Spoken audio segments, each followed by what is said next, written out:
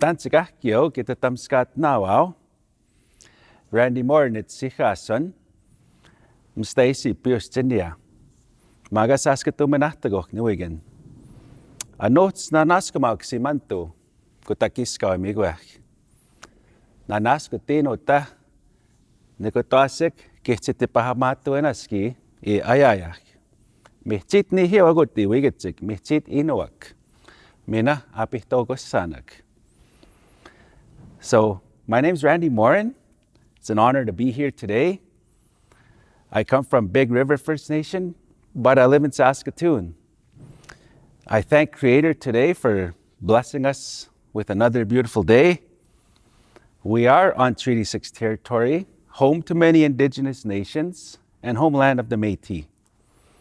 So it's an honor. It's an absolute honor to be here today to share some stories with all of you.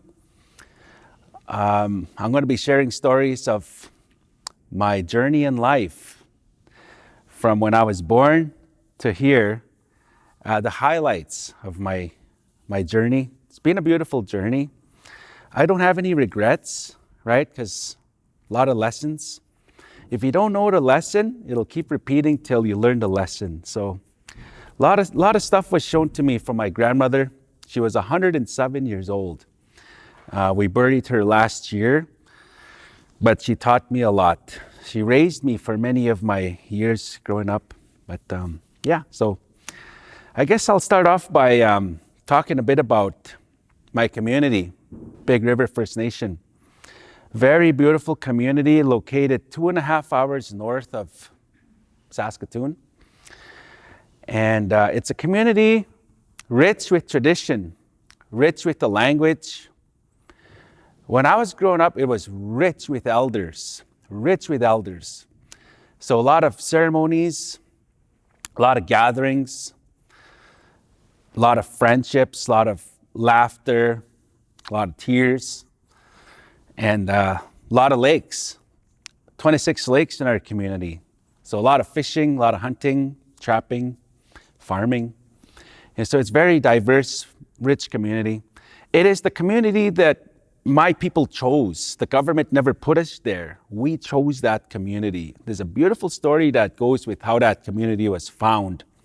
And it was a vision by a man named Atikamig, Athabasca region. He had a vision of his people flourishing in this community, and he traveled many days till he found it. And so that's where, that's where I was born. I was born in Big River First Nation, January 1st, 1978. A small town of Big River. And I was the first one to be born in that town of Big River as a New Year's baby. I was the first one. And a lot of newspaper coverage. My mom still has a lot of clippings of me when I was born, January 1st, right? And I hated being born January 1st, right? Because, a lot of stuff was happening January 1st, right? And so oftentimes my birthday would get, you know what I mean? It was just, anyway, growing up, speaking the language, I grew up with the hard work. My dad taught me hard work, taught me and my siblings hard work, how to survive, how to do everything, like how to have common sense, how to work hard. And so from an early age, we were collecting bottles, we were rock picking, and, we were going to, working, because our main goal was to go to the exhibition. That was our main, let's make all the money because exhibition time, it's on, just, growing up, right? Exhibition. And, a lot of beautiful things, school, I was the class clown, I was the class storyteller, I was the actor, school was a beautiful experience for me. But we didn't know it was a day school, we didn't know growing up it was a day school, so we saw, we didn't see any Indigenous teachers, right? It was all non-Indigenous teachers. So many lessons going to school, many lessons, but hard work, making, choices in life, right? And so I was blessed with hard work. My dad taught us hard work.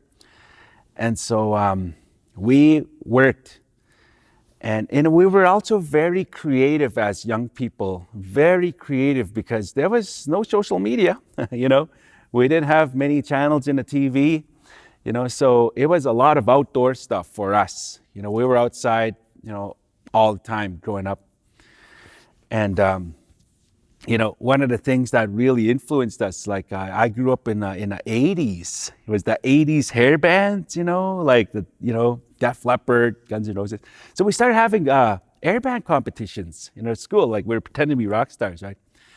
And my mom and my dad, they saw us having so much fun, you know, just little guys, you know, 10 years old, you know. They actually went out of their way and bought us musical instruments, you know? So like beat up drums, beat up guitars. And so we actually, you know, practiced day and night, you know. I just kind of gravitated to the drum set, you know. My brother gravitated to guitar, you know.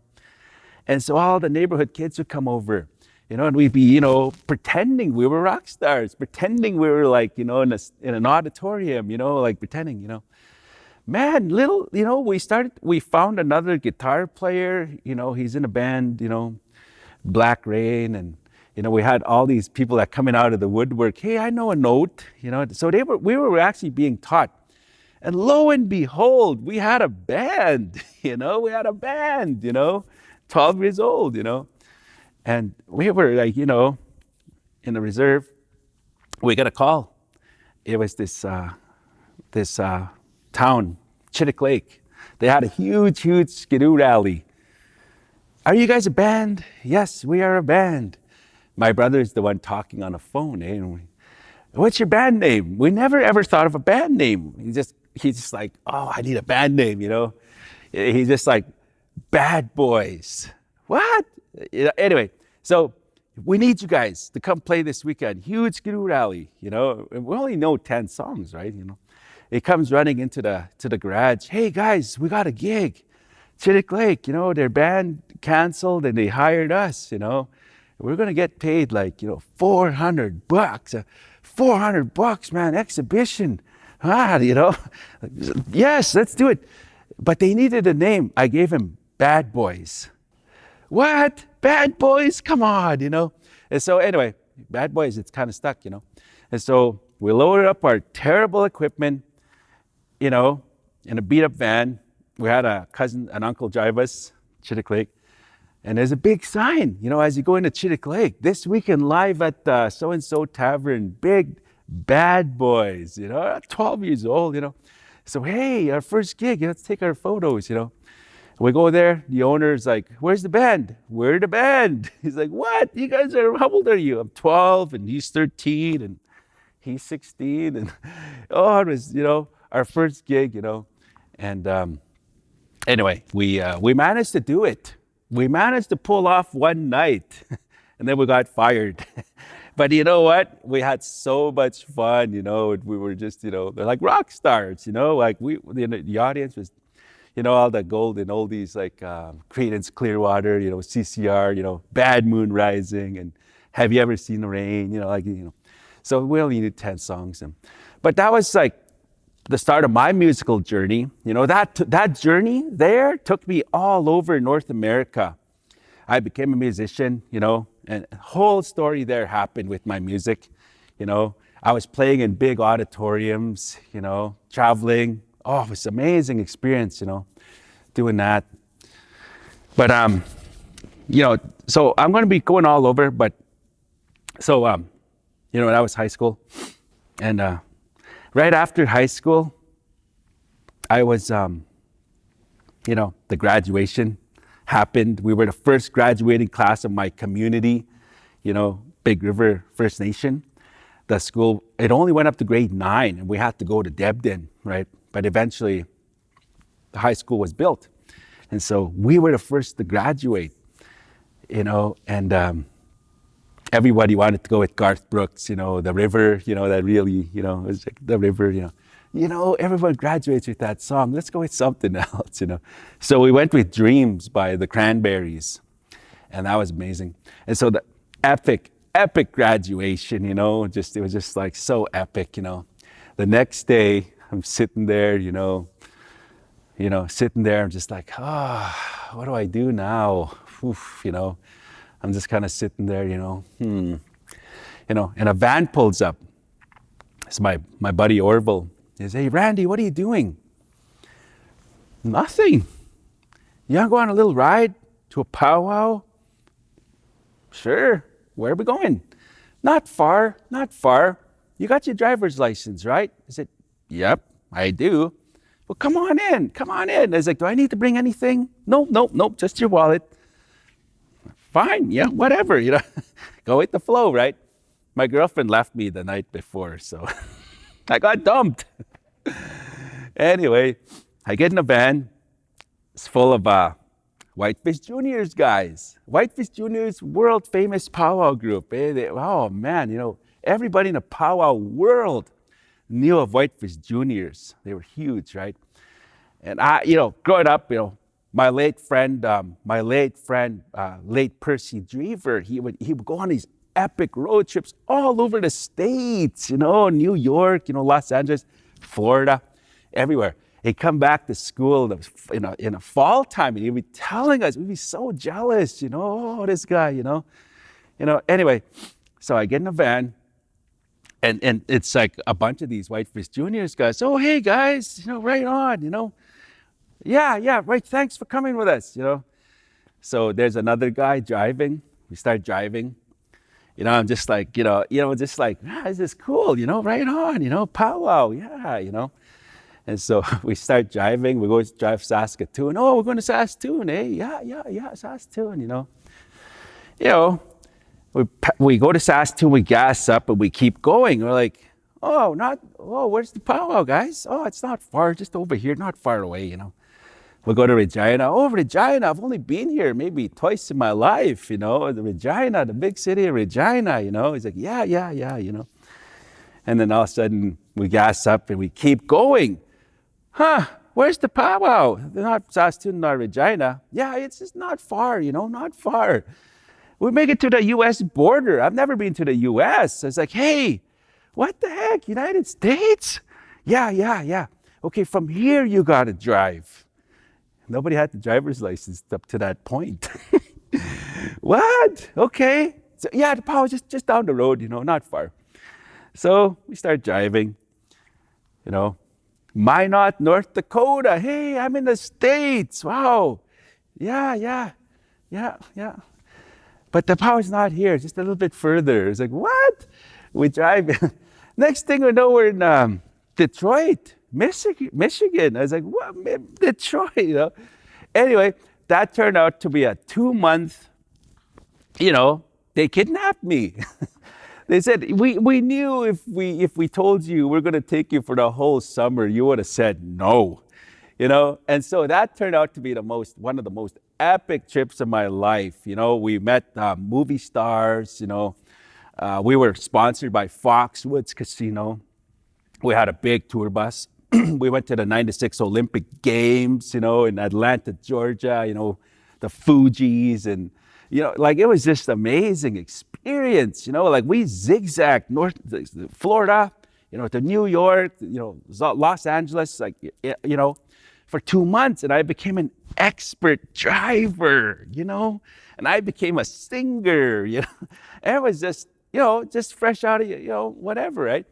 And when I came back from that trip, I was pretty plump, from eating a lot of the, powwow food and, and then I went tree planting after that. And, I tree planted and, I'm getting cut up by bugs and, bears everywhere. And, I'm all alone sometimes, I'm just like, this is a hard job, and, and I remember one time I was particularly, really just having a tough time, and I sat down and I used to smoke. I used to smoke back then. I was sitting there smoking in a bush, and just like, and I saw a plane fly by and I was just like, wow, because I always saw planes, but I never really, put two and two. It's like, man, I'd love to go on a plane ride. It'd be amazing, go on a plane ride, man, And I actually visualized myself on a plane, looking out the window, looking at the ground and visualizing in my mind how the earth was, lakes. And I've never been on a plane, but I was visualizing it happening, trying to feel how good it would feel. Anyway, a couple days later, I was in my room on the reserve, and I got a phone call. And my mom come knocking on my door, hey, there's this band. They don't have a drummer. You want to go check it out? Yeah, sure. Whatever. They're going to pay you $200. Like, $200? Yeah, sure. Because I'm tree planting, brush cutting, bugs and, you name it, mosquito. There's nobody out there but me. I hated it. It's scary at times. I said, you know what? I'm going to go. So I went, and it was a well-known musician. This guy, he just finished winning a huge award, and this guy was at the top of his musical career when and so I never knew the guy, right? But I've heard of him. I didn't know, and so I was drumming his music, but I never heard his music before, right? And he did, man, you did such a good job. You never heard my music. We're playing another show tomorrow night. Do you want to join us? I was like, yeah, I'm supposed to go work in a bush tomorrow, but hey, he's like, I'll pay you $500. $500, man. I called my boss, I'm not coming to work tomorrow. Yeah, I got you. Oh, he's mad at me. Oh, you better get back here. You're fired. So I had to make a decision to make. You know what? Oh my goodness, I need the job in a bush, but man, $500, Well, I guess, thank you. I'm gonna just play over here, Next day, 5,000 people, huge show, huge big country act was performing, and we were before the big country act. It was like, and so I'm sitting in this drum set, and it was just like, wow, it's pretty cool, and anyway, we did the whole, I was sweating bullets, because everyone could hear me, right? I've never played this guy's music before, right? I never heard it, but I did a pretty good job, right? Pretty good job. And so he's like, Randy, I'm going to be touring for the next 2-3 years, right across Canada and beyond. We got dates in Europe, do you want to join the band? I was like, wow, do I ever, and I joined the band, right? And it was amazing, epic journey. A lot of big stadiums, Arizona, like huge stadiums. And it was cool. I was signing autographs, pictures being taken of me. It was awesome, And anyway, so I, at this time I went to university. I started to really think about, what do I really want to do? And I went to university. And I don't know how I did it, but I got my degree, a Bachelor of Arts degree, But it was there that I started to learn about the issues that Indigenous people have faced. It was there that I really started to learn about colonization, right? And it opened up my eyes, right? Up to this point, I was getting swallowed up by society. And I was drinking at this, like, just, what I mean? Like, it was just what people did. And, so I need to, follow the crowd, right? But once I started to know about colonization and the great leaders of the past and our, and it was, I made a decision. I quit drinking, So I quit drinking when I was 22 years old, pretty early. And I started working with troubled youth, so I started counseling troubled youth. And I got, it was a great experience working with, helping these young people and, showing them love. And I got a call, from the College of Education, university. Randy, we want you to be a teacher. Please apply to our program, And hey, I applied and I got accepted, And so no money to pay for tuition. So I applied to student loans, and I got 2 student loans. And I graduated with distinction, you know. But the cool thing is I applied for scholarships and grants, and I got like almost $30,000 in scholarships and grants. It paid for my schooling, right? It paid for my living allowance, you know. Like I struggled, you know. It was a struggle. Going from my first degree, my second degree, they were both struggles in themselves, right? So I taught for many years with the Catholic school. Before that, I got picked up by the Federation of Saskatchewan Indigenous Nations, FSIN. So I became a policy analyst, you know. It was pretty cool. I got to travel all over. I loved my job. I had a cool boss, you know, it was awesome, right? And, you know, it was there, like, you know, about the language and the culture, you know, like it was calling me at that point. It was just like always around me, right? Being reminded that, I got shoulder tapped by Oskayak High School. Randy, please come and tour our school. So I went and toured the school and met some cool people. I was like, well, see you later, FSIN. I'm going to try my hand at being a teacher, right? And so that in itself was so beautiful. You know, 10 years teaching little ones to high school. Oh, it's just beautiful, right? And in this time, you know, me and my wife, we met at the First Nations University of Canada, me and my wife. And so we, you know, we grew together, you know, we had children together, you know. I never thought I'd be a homeowner, right? I just never thought. I was just always a broke student, right? And I didn't know that, you know, there was, you know, being a homeowner was possible for me. I just didn't know.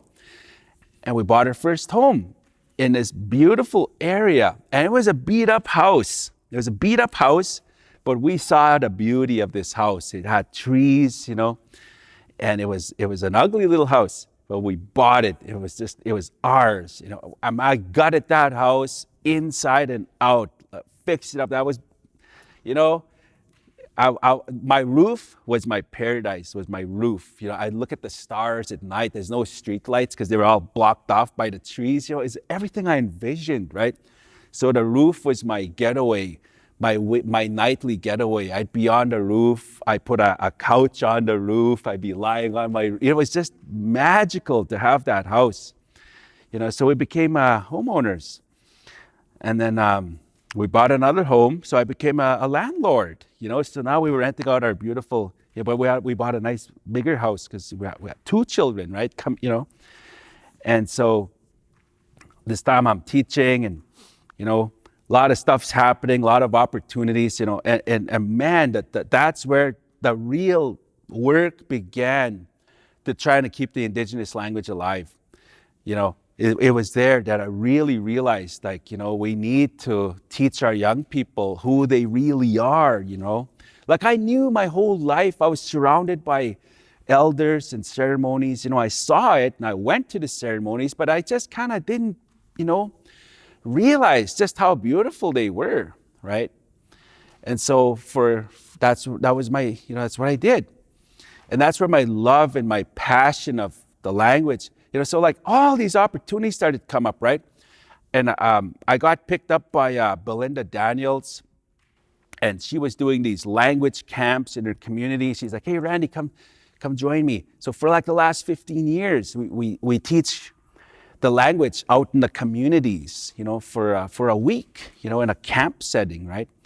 And so my love of language grew more and more and more, right? My love of the culture, you know, like saved my life. Many times it saved my life. The culture saved my life many times, you know, and just opportunities would come up, and, you know, and so this other opportunity came up for a master's degree, you know, from a University of Victoria, you know. So man, I applied and I got accepted, you know. So I went 2 years into that program, and I, you know, graduated from the University of Victoria, you know. Amazing. And so right then and there, again, Randy, University of Saskatchewan, for the last 20 years, I've been looking for somebody, with the right credentials. Can you come and check it out? So I said goodbye to the Catholic School Division and I made my way to the University of Saskatchewan, Department of Indigenous Studies. And so I've been there now for the last 4 years, my fourth year. So so I'm continuing my role as a language and culture activist, So I go around speaking, I go around telling my stories I heard growing up, and it's an honor to be called a storyteller, So it's been an amazing journey for me in so many ways, from finding out my true self, finding my happiness and my peace. It's been a journey of trying to find my true self, and it's still a journey. It is still a journey. There's still so many good opportunities. I'm a published author now. My third book will be coming out probably within a month or two, with a fourth book shortly following that, and then a fifth book, right? So, being an author is it's pretty cool. I've also been an actor, like I said, I was an actor, so I was doing all these plays and, it was pretty cool. That's where I found my voice and talking to, it really helped me in my role as an educator to project my voice and, to act and, and so I was also an entrepreneur for many years, we started up some businesses, I became a salesman, it was just like trying to find out who I really am. And I think I'm pretty happy, although life is still going, I still don't know where I'm going to be, it's always taking it day by day and being grateful, right? And just learning to visualize and learning to work on my own happiness, balancing my inner medicine wheel, right? So, but I really attribute my ancestors, my grandparents, my parents, my community. I'm going to move back to my community. I left there in 96. 1996 is when I moved out of my community.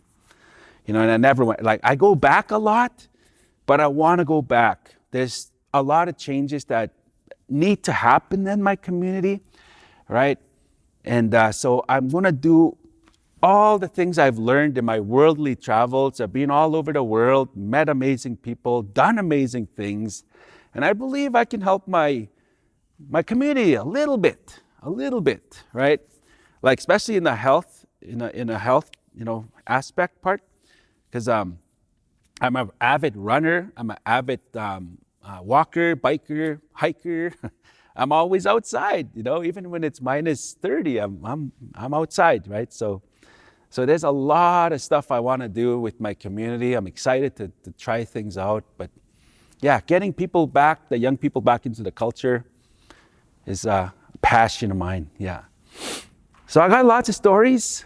I've seen UFOs, I've seen cryptids, I've seen ghosts, In fact, my fifth book is going to be about everything I've done. Near-death misses, you name it, It's been pretty cool. It's been quite a ride for me, and it's quite an honor.